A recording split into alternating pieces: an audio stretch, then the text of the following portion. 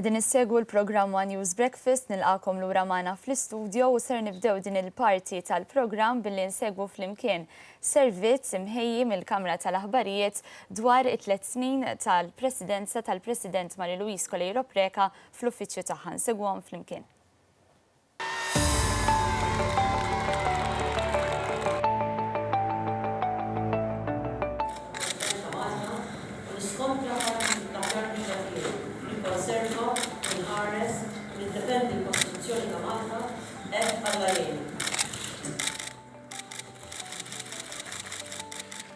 L-4 ta' April 2014, id-data li fiha Marie-Louise Colleiro Preca nħatret id-9 President tar-Repubblika ta' Malta u t-tieni President mara fl-istorja ta' Malta. Għall-ewwel darba fl-istorja kostituzzjonali ta' Malta, in-nomina tagħha ġiet approvata b'mod unanimu minn riżoluzzjoni parlamentari mgħoddija mill-Kamra tad-Deputati fl-ewwel ta' April 2014. Colleiro Preca kienet ilha attiva fil-politika l-40 sena fejn bdiet fl-età żgħira ta' 16-il sena. Fiħdan il-Partit Laburista servit bħala membru tal-Eżekuttiv Nazzjonali, Assistent Segretarju Ġenerali u Segretarju Ġenerali. Colleiro Preca servit bħala membru tal-Parlament fil-Kamra tad-Deputati bejn l-1998 u l-2014. Fl-elezzjoni ġenerali tal-2008 hija kienet l-ewwel kandidat elett fil-Parlament. Bħala membru tal-Parlament fl-Oppożizzjoni, Marie-Louise Colleiro Preca servit bħala kelliem għall-politika soċjali, għat-turizmu, fosthom għall-Kumpanija tal-Ajru Air Malta u għas-Saħħa u kienet membru tal-Kumitat Parlamentari għall-Affarijiet Soċjali u tal-Familja. Fit-13 ta' Marzu 2013, Colleiro Preca ġiet maħtura bħala Ministru għall-Familja u Solidarjetà Soċjali, kariga li damet tokkupa għal sena u 3 ijiem. Bħala President ta' Malta, Marie-Louise Colleiro Preca waqfet fost l-oħrajn il-Fondazzjoni tal-President għall-Ġid tas-Soċjetà li tinkludi l-Istitut Nazzjonali għat-Tfulija, ċentru għal-riċerka fuq il-familja, l-Osservatorju għal-lejxin xieraq u ċentru għal-ħelsien mill-vizzi. Waqfet ukoll diversi fora bilan li tagħti spazju u opportunità li n-nies jagħtu l-opinjoni tagħhom fuq suġġetti li jaffettwaw lil ħajjithom. Fuq kollox deskritta mill-poplu bħala l-President tan-nies u b'karattru sensittiv għal persuni vulnerabbli.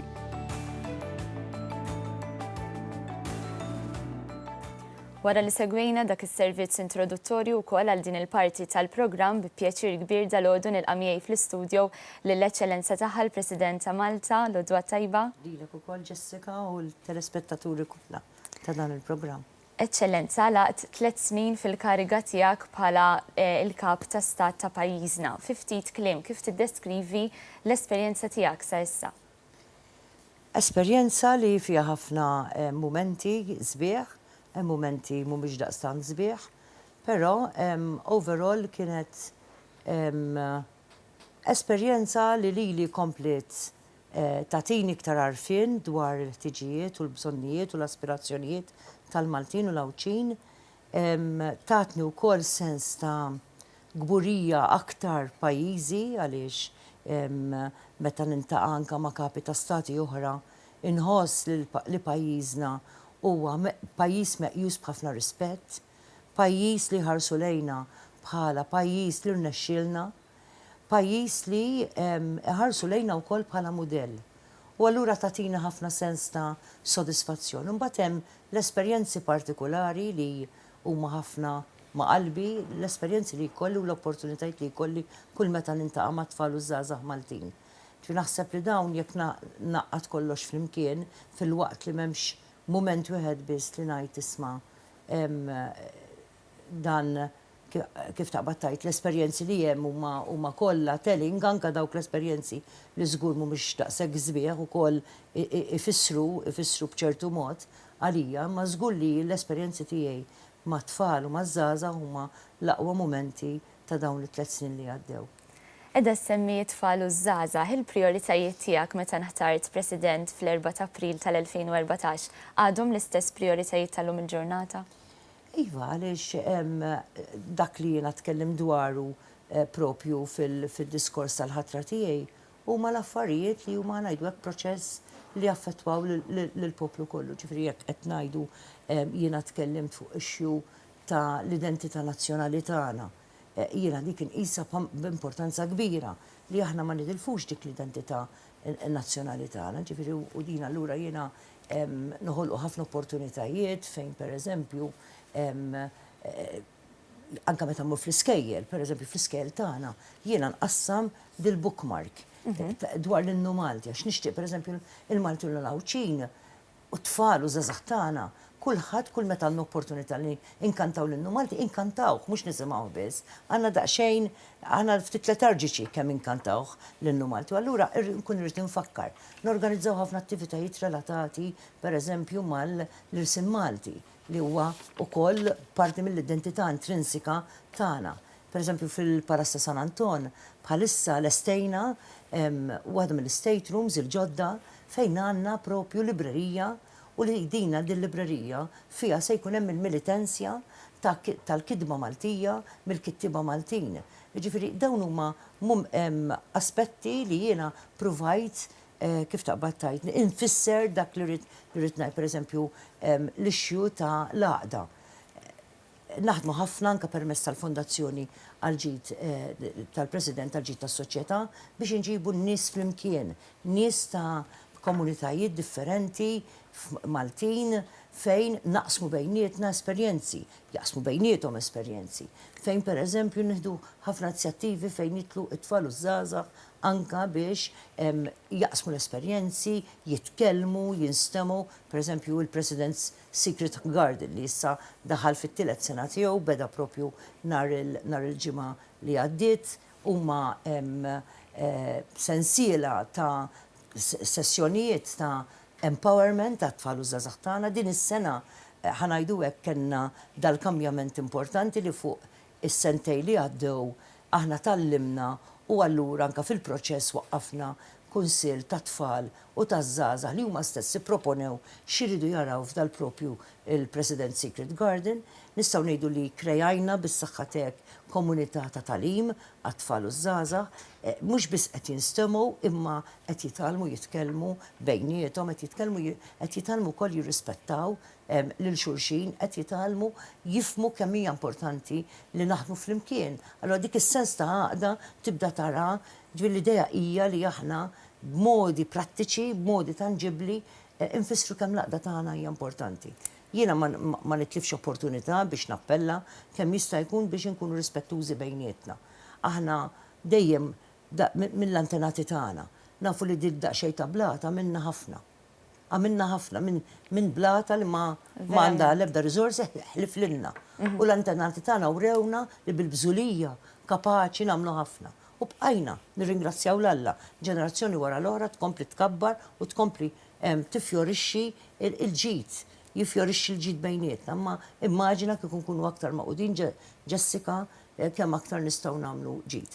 Hemm momenti matul is-sena fejn kapaċi ningħaqdu meta niġu biex nagħmlu s-solidarjetà ma' ħaddieħor, imbagħad jiena nibda ngħid imma aħna kapaċi ningħaqdu f'mumenti matul is-sena għaliex m'aħniex kapaċi ningħaqdu anke kull ġurnata tas-sena. Ma jfissirx li bil-fors irrid naqbel miegħek, ma jfissirx li jien bil-fors irrid nara l-affarijiet bħalek, imma ma jfissirx laqqas li jekk maħniex naqblu, ifisser li jien għandi ngħajrek, jew għandi nirredikulak, jew għandi ninsolentak. Kont qiegħda titkellem fuq it-tfal u bla dubju li ħafna jaqblu miegħek li għandha tingħata importanza kbira wkoll il-vuċi tat-tfal. Però fid-dawl anke tal-isfidi li qegħdin nisimgħu kontinwament dwarhom li qed jaffaċċjaw fost l-oħrajn l-għalliema fl-iskejjel. Taħseb illi t-tfal għandhom ukoll isiru aktar konxi ta' dmirijiet illi għandhom jista' jkun li forsi qegħdin nagħtuhom xi naqra rieħi żejjed u orrajt ma jridux joqogħdu lura, ma jridux ikunu tfal li ma jsemgħux il-vuċi tagħhom, però taħseb illi għandna noħolqu dak il-bilanċ? Il-bilanċ huwa tajjeb f'kollox, però ma nistgħux nitilqu mill-punt li t-tfal tagħna qed jieħdu iktar rigni. Jiena naħseb li t-tfal tagħna anzi għandhom bżonn ikunu iktar informati u konxi ta' drittijiet tagħhom. Li pereżempju li aħna l-kbar irridu nisimgħuhom u wkoll noħolqu l-opportunitajiet biex dawk id-drittijiet ikunu esegwiti. Naturalment ma' drittijiet dejjem jitlu responsabiltajiet. U allura hemmhekk ukoll jitlu issues ta' trobbija, ġifieri aħna nafu li għandna familji li għaddej minn diffikultajiet u li għandhom bżonn is-support, għandhom bżonn anke l-assistenza ħalli jkunu jistgħu jagħmlu parenting tagħhom kif għandu jkun. Dal-aħħar l-aħħar xhur. Kien hemm anka kambjament tajjeb u importanti. Niftakar meta kont Ministru, kont ikkummissjonajtu propju liċ-ċentru tal-familja ġewwa l-Università il-Positive Parenting Policy. Jiena nittama li jekk Alla jrid din il-Positive Parenting Policy tieħu l-art ħalli mhux biss it-tfal ikunu jafu x'huma drittijiet u responsabilitajiet tagħhom, imma anke l-istess aħna l-ġenituri nkunu nafu kif nistgħu irrabu aħjar, kif nistgħu aħna ntellaw it-tfal tagħna aktar konfidenti fihom infushom, kif aħna nistgħu nagħtu dak is-support u dik l-assistenza lil uliedna miċ-ċokon tagħhom ħalli jitellgħu f'żgħażagħ u f'adulti li jkunu mhux biss responsabbli ma jkunu jafu dak li hu tagħhom. Bla dubju li l-Fondazzjoni tal-President tal-Ġid tas-Soċjetà li twaqfet ukoll fil-25 ta' Ġunju tal-2014 tindirizza l-bżonnijiet fost l-oħrajn ta' tfal fis-soċjetà tagħna. Dakinhar kontett ukoll li se jitwaqqaf kunsill tal-Gvernaturi magħmul ukoll minn presidenti emeriti u anke ex-Prim Ministri. Forsi x'qiegħed isir minn dan il-Kunsill tal-Gvernaturi qiegħed jitlaqa'? Fil-verità, il-fondazzjoni tal-President tal-Ġid tas-Soċjetà għandha struttura u bħala governing body għandha propju li semmejt inti tal-Kunsill iva da jitlaqa' kull 6 xhur ġifieri jitlaqa' darbtejn f'sena fejn nagħtu ħarsa ta' dak li nkunu għamilna u wkoll nagħtu ħarsa l-qudiem tax-xogħol li jkun diġà ippjanat u li jkun ġej. Xtaqt li nitkellem ukoll ftit rigward il-Commonwealth. F'intervista li kontajt inti lill-Uffiċċju tal-Commonwealth f'Londra wkoll lura fl-2015 kontet li ħafna drabi sitwazzjonijiet ta' konflitt fid-dinja li d-dinja qiegħda taffaċċja llum huma kawża ta' nuqqas ta' apprezzament li l-bniedem għandu lejn uman ieħor bħalu. Għaddew sentejn, għadek tħoss l-istess, għadek taħsibha l-istess? Naħseb iċ-ċirkustanzi sfortunatament minn ħażin marru għall-ar.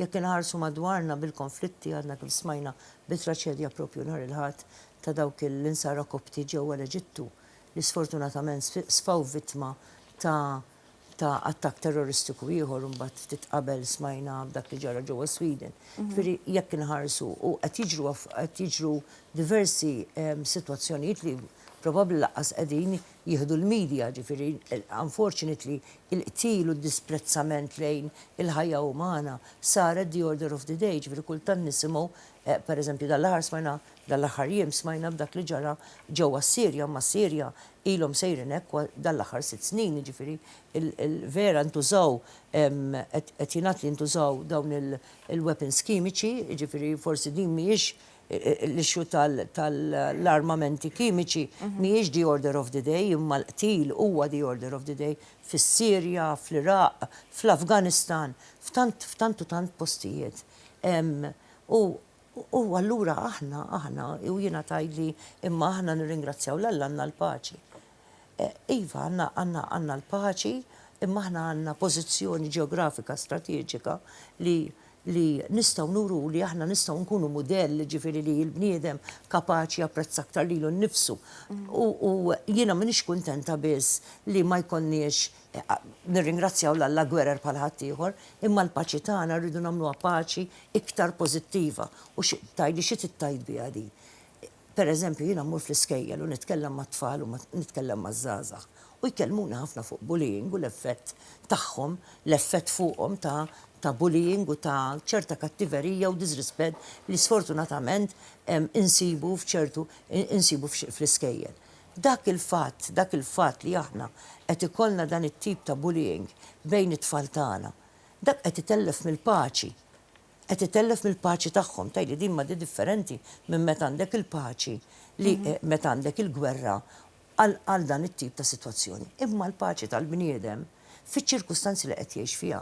U allura jiena lek nitkellem ħafna wkoll fuq ix-xhus ta' għaqda, fuq ix-xhus ta' rispett bejnietna, għaliex għax aħna għandna bżonn naħdmu ħalli nibnu f'pajjiżna u nagħtu l-eżempju l ħaddieħor nibnu kultura ta' paċi pozittiva. Ġifiri li mux sempliciment għandek il-paċi u m'għandekx l-armamenti, u m'għandekx il-tankit tal-gwerra dejjem fit-triq, imma li aħna nkunu kapaċi nirrispettaw u nħobbu l-xurxin, ħalli nkunu maqudin, ħalli nħarsu l-xurxin, ħalli nifqu ma' xurxin, ħalli l-familji tagħna ikunu aktar b'saħħithom, ħalli l-komunitajiet tagħna jsiru iktar reżiljenti. U allura flimkien nkunu nistgħu nilqgħu aħjar għall-isfidi li d-dinja u l-ħajja ġibilna ta' kuljum.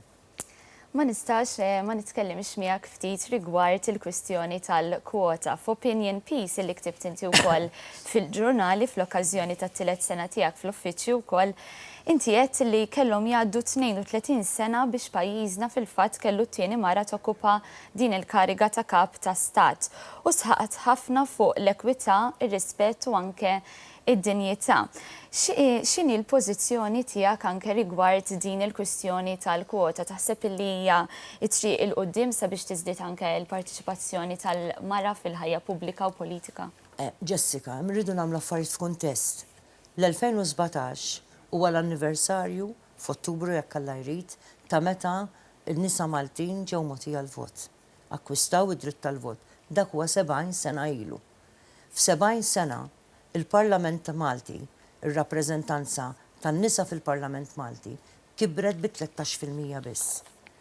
Ifisser jekk naqbdu l-istess rata ta' tkabbir u ma nagħmlu xejn dwarha, allura probabbilment 269 sena oħra ikollna il-parità u l-ekwità. Kellna din is-sena wkoll Agata Barbara tala 60 sena l-ewwel darba ministru li kellna f'pajjiżna, l-ewwel mara ministru li kellna f'pajjiżna kienet Agata Barbara 60 sena ilu. Kellhom jgħaddu 43 sena minn meta kellna t-tieni ministru. U kellhom jgħaddu 32 sena minn meta jkollna t-tieni kap ta' stat mara. Issa tgħiduli forsi hemm xi irġiel hemm barra li mhux se jieħdu gosbija, però l-verità is-soċjetà tagħna hija magħmula mill-irġiel u min-nisa. U meta għandna l-perspettiva ta' tnejn, meta nkunu qegħdin niddiskutu flimkien, dak kollu li għandu bżonn il-poplu tagħna, dak kollu li għandna bżonn f'ħajjitna, l-aspirazzjonijiet tagħna għall-familji tagħna, għat-tfal tagħna, hemmhekk nistgħu noħorġu l-aħjar. Jien ma nistax naħseb moħħ ta' raġel, daqskemm raġel ma jistax jaħseb moħħ ta' mara. Imma jekk flimkien in-nisa u l-irġiel jiddiskutu, jaslu għad-deċiżjonijiet u allura jimxu l-qudiem, flimkien hemmhekk għandna ċans li nistgħu nagħmlu ħafna aktar ġid lil pajjiżna. U allura di għalhekk l-ixxu ma nistgħux aħna m'għandniex iż-żmien issiktar nistennew biex nagħmlu ħilitna ħalli ikollna parteċipazzjoni aktar qawwija ta' nisa fil-Parlament. Meta nitkellmu barra minn hekk ukoll aħna għandna commitment internazzjonali kif għandhom il-pajjiżi l-oħra tad-dinja li bl-aġenda tal-2030, ġifieri permezz tas-Sustainable Development Goals, xi ħaġa li wkoll inqassam fl-iskejjel għat-tfal għax dina minkejja li ġew iffirmati fl-2015 mill-mexxejja tad-dinja f'New York ma jfissirx li kull wieħed waħda minna m'għandniex nagħmlu, anzi kull wieħed waħda minna għandna x'nagħmlu dwarha di. Imma anka fil-kuntest ta' daw għandna impenn fir-rigward tal-ekwità u tal-parità u l-ugwaljanza għandna wkoll dal-impenn internazzjonali. Mela aħna qegħdin f'qagħda bħala pajjiż u bħala nisa u rġiel f'dan il-pajjiż li ma nistgħux ma nagħmlu xejn.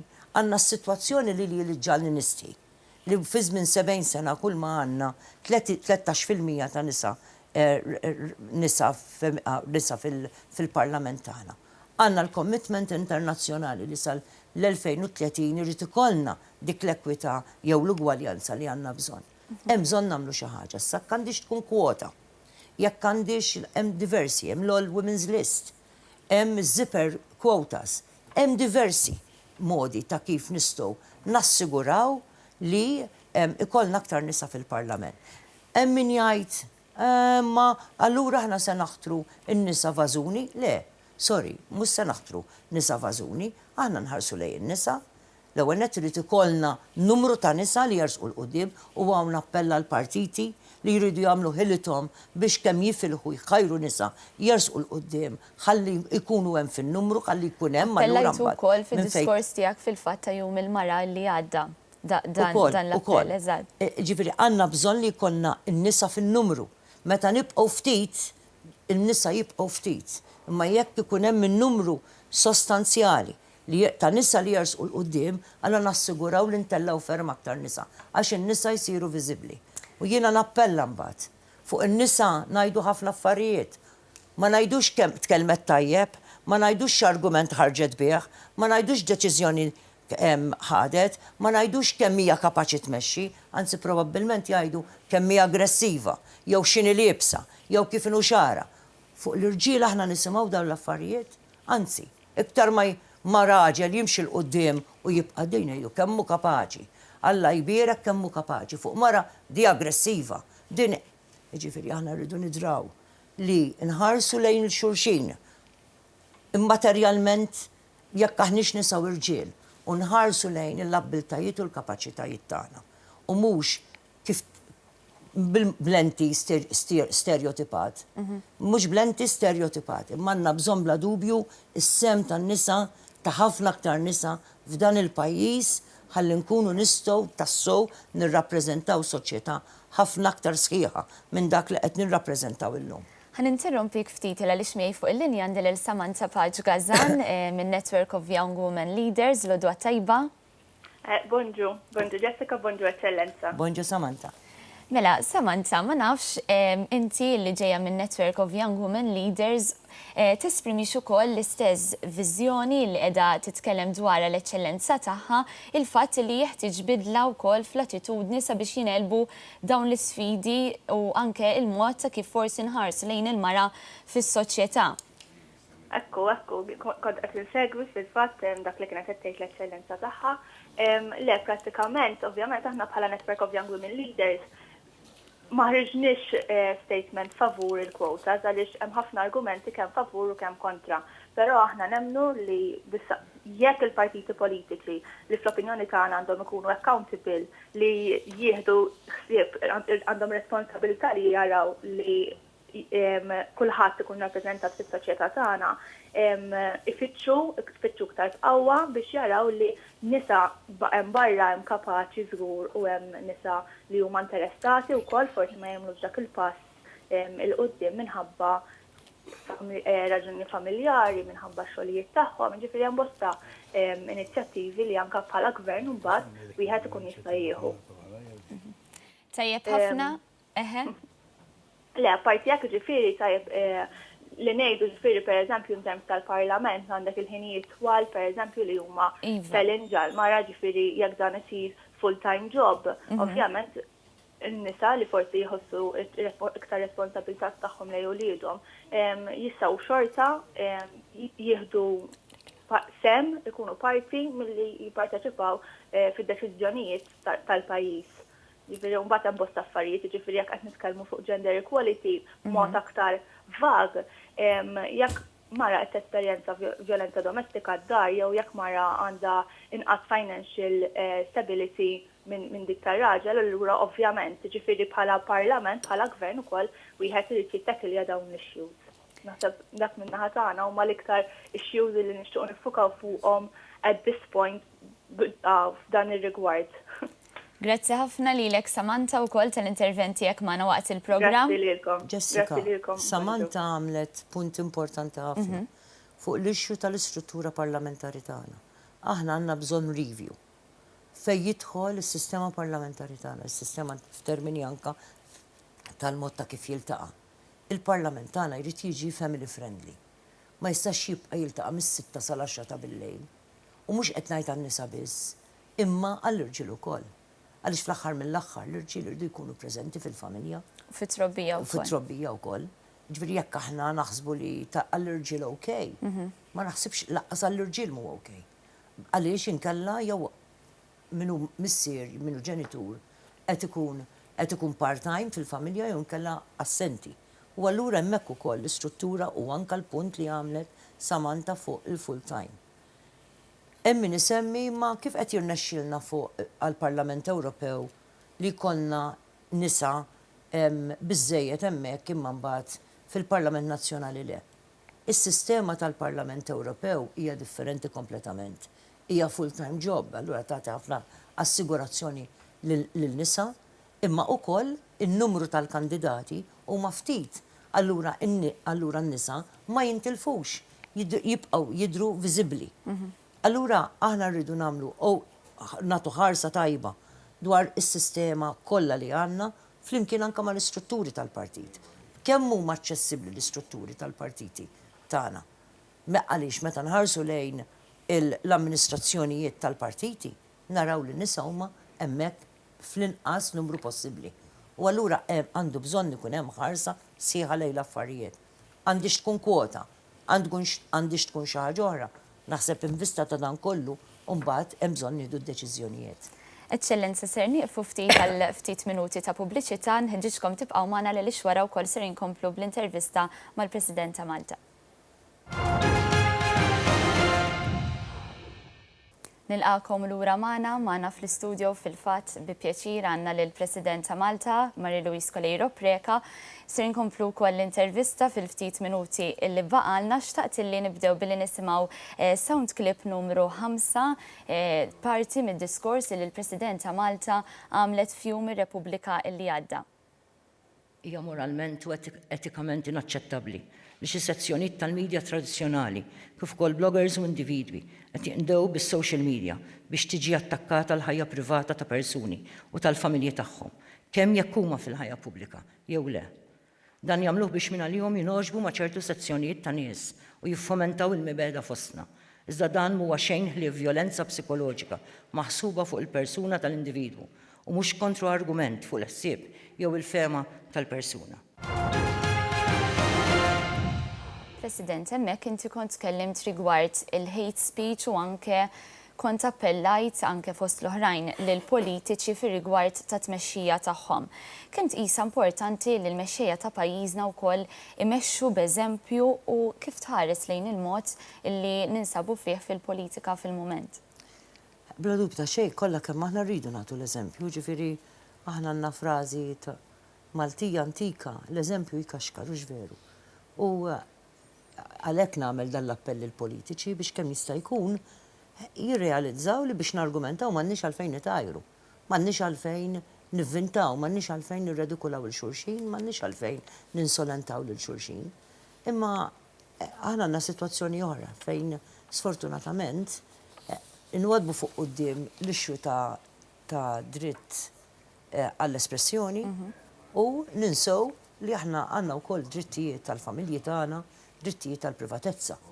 U allura din meta tkellimt f'Diċembru li għadda, dal-klip li smajna, kien propju dan.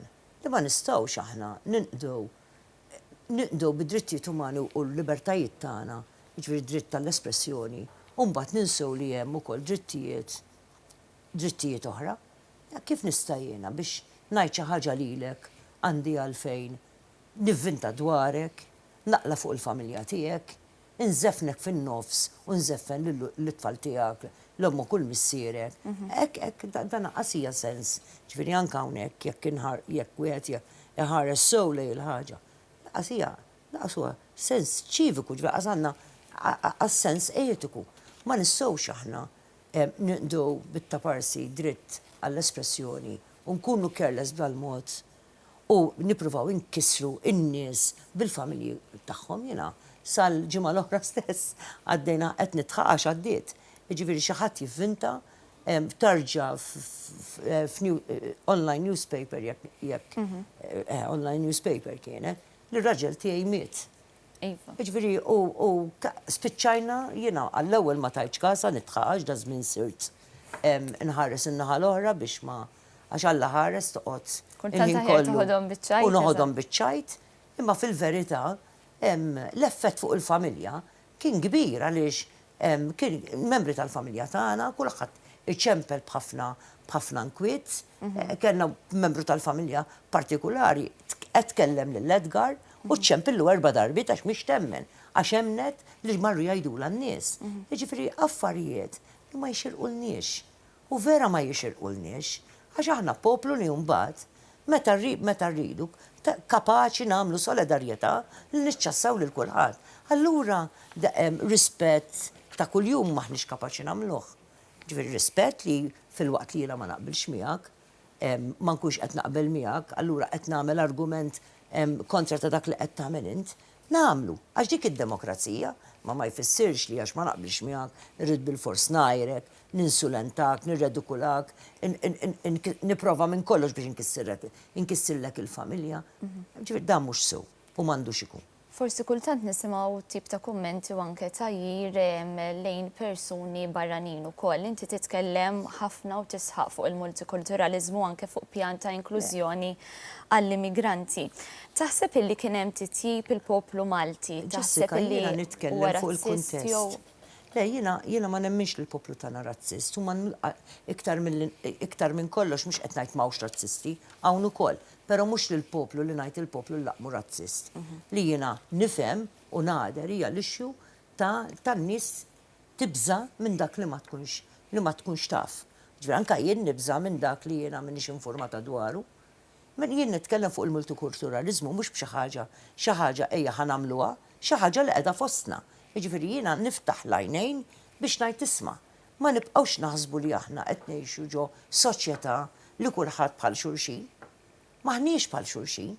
Illum għandna kulturi, diversi kulturi li ġabu nies minn barra, minn pajjiżna, mhumiex biss in-nies l-Afrikani li ġew b'xi darba bid-dajjes, issa ilhom ma jitlu d-dajjes pajjiżna, imma ġew ukoll minn nies li ġew jaħdmu fostna u Alla ħares ma ġewx jaħdmu fostna għaliex nirringrazzjaw l-Alla tant għandna sitwazzjoni ekonomika sejra tajjeb li llum l-employers għandhom problema tassew il-min jistgħu qabdu jaħdmu, ġifieri jiena nintaqa' ma' nies li qed jimpjegaw, nies fin-negozju, nies fl-industrija u jgħidulek kemm problema biex iżibu l-ħaddiema. U għalhekk allura għandna influss ta' ħaddiema barranin, daw ġabu magħhom il-kulturi tagħhom ukoll.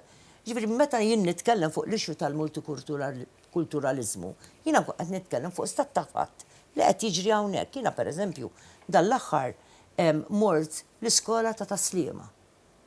U qed jgħiduli l-għalliem hemmhekk hemm klassijiet fejn prattikament qegħdin bit-tlet Maltin u l-kumplament huma barranin.